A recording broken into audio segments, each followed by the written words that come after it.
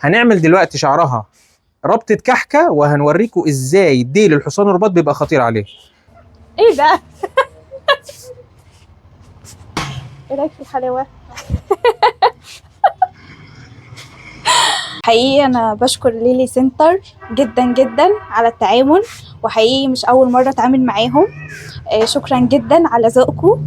انا باجي هنا على طول وكل حاجتي من هنا. لو اي حد او اي عروسة بنصحها ان هي تيجي ليلي سنتر. شرفتنا ونورتنا النهارده جاكلين القمر في ليلي سنتر، وطبعا هي كان طلبها اكستنشن كامل 5 كليبسات عشان هي بتحس ان ده انسب بالنسبه لها، لان هي شعرها اوريدي مش قصير، يعني هي عايزه اكستنشن كامل علشان لما تلبسه تبقى سايبه شعرها عليه ويبقى كل شعرها مفرود.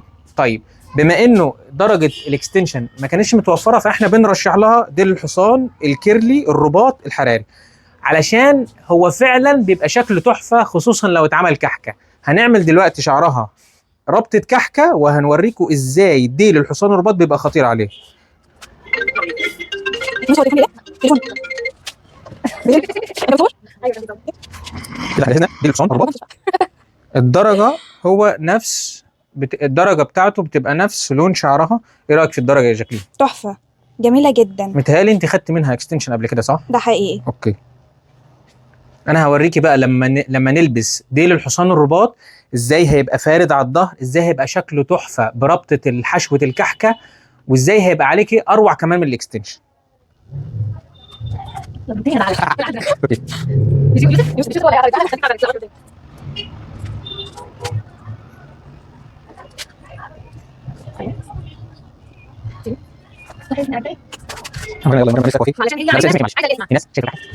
خلاص انا اتعلمت اعملها. لا ثانيه، ده انت كمان كل ما ترفعيه يبقى احلى، بس عشان انت عايزه الفرق ده. بصي يا جاكلين، ارفعي راسك فوق كده، بصي فوق، ثبتي يعني اسندي. بص هو بص ديل الحصان الرباط بيبقى فيه زي حديده كده من فوق اهي، وفي رباط ماسك متدبس فيه هنا يمين وشمال.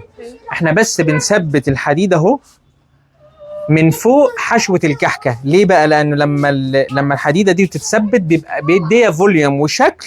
هنشوف دلوقتي مع بعض. ثبتي بس الحديده كده من فوق، وبنعدي بس الرباط من تحت وبيتربط من فوق. اهم نقطه بقى في ديل الحصان ده ان احنا بنختار درجه اللون نفسه نفس درجه الشعر، فبيبقى شكله روعه في اللبس. طيب ايه اللي حصل بقى اهو؟ لما احنا نشوف كده المنظر من فوق في ديل الحصان شكله رهيب، مفرود على الظهر ونفس لون شعرها، كأنه شعرها، يعني اي حد هيشوفه حتى مش هيحس انه اكستنشن.